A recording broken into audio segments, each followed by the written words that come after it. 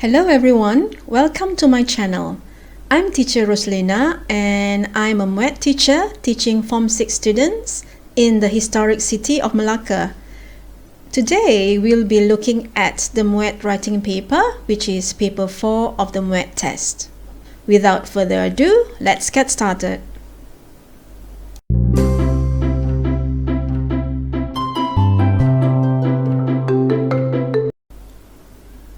I'm first of all going to show you the general information that you'll need to know beforehand about the paper. So this is the new format which has only been first used in MUET Session 1 in 2021. Alright, let's start with the general description of the paper. The main focus of this paper is to assess the candidate's ability to do these few things. These are such as to assess your ability to communicate your ideas in writing, that is, your ability to write in English in the context of higher education. Now, because this is the Malaysian University English Test, this paper is going to test your ability to produce a piece of writing that is suitable for tertiary education. The writing paper also assesses whether you are able to transfer ideas in a formal and a less formal context. Now let's look at the exam specification. So the duration of the writing paper is 75 minutes, and that is 1 hour and 15 minutes. The writing paper has a weighting of 25% of the whole MUET exam. This weighting is the same as the other 3 papers, so each skill has the same weighting of 25%. The maximum marks for this paper is 90 marks, which is the same maximum marks for the other 3 papers as well. This means that all papers carry the same importance in the MUET exam. Let's now look at the test overview. The MUET writing paper consists of 2 tasks, Task 1 and Task 2. Let's first of all look at Task 1.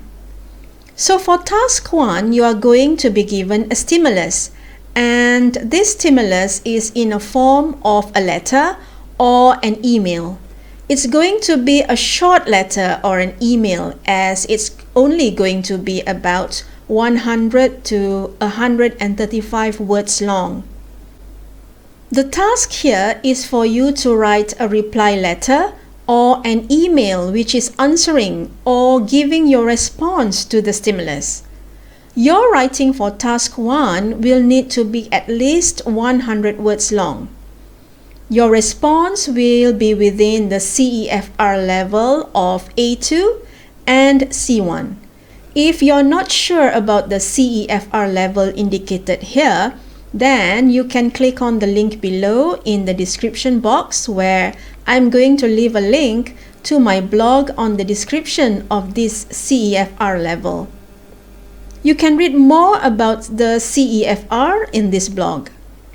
So again, the first task is for you to write a letter or an email. Task 2 is going to be the continuous writing. The stimulus that you will get is a statement that is made on an idea or a problem.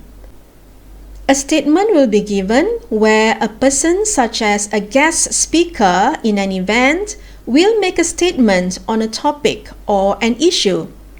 This statement will be said in such a way that it is going to invite some level of discussion. So this is the task for you in Task 2. It is for you to write an essay giving your personal opinion of what you think of the statement given. You are going to write an essay based on your stand regarding this statement. So you're going to be writing a reflective essay. A reflective essay here could be a discursive essay, an argumentative essay, or a problem-solving essay. Now, don't get too worried about all these 3 types of essays. This is because The main thing is for you to give your judgment on the statement given and to write it in a very convincing way, stating your idea clearly. So in other words, you will be writing a reflective essay. A reflective essay means you are going to reflect, which is to think deeply about something. So what you need to do is for you to think about the statement given and then write about what you think of the statement given. I will have another video that will explain more on task 2 of the writing paper. In this essay, you would need to write at least 250 words, and the CEFR level for this essay that you are writing will be between B1 and C1. If this video is helping you in any way, please click on the like button and do subscribe to my channel, because this is going to help me come up with more videos.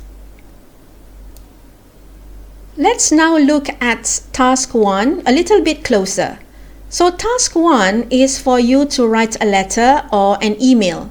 For this question, the maximum marks you can get is 30 marks out of the total 90 marks for the writing paper. You are advised to use only 25 minutes on this task. This is because the required number of words for you to write is about 100 words, and your writing will be based on notes given. So you will be guided on what to write. The notes for your letter or your email will be given together with the stimulus, and it is a must for you to use all these notes in your writing.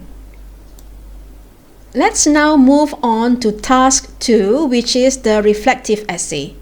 For this task, the maximum marks that you can get is 60 marks. Out of the 75 minutes given for the whole of the writing paper, you are advised to use 50 minutes to write this essay. This is considerably longer than the 25 minutes given for task 1. This is so because you will be writing longer, where you are expected to write more than 250 words. The task that you need to fulfill is for you to write in continuous writing. It is going to be in response to a statement given. So for this question, more is expected of you, where you will need to show your ability to write in English and voice out your opinion in a clear and logical manner, as you would be writing during your tertiary education. Let's now look at the assessment criteria for both task 1 and task 2. When you are writing your response for task 1 and task 2, you will be assessed in a few criteria which falls under these categories. The first is task fulfillment, and the second is language and organization. Task fulfillment here would simply mean whether you have fulfilled the task given. That is, whether you have answered the question or not. Language and organization will assess your language use. This includes how you organize your ideas and how you present your ideas in your writing. This is where your low frequency words, how you deliver your points, and your elaboration will come into play. So this video ends here, and I will see you soon in the next video.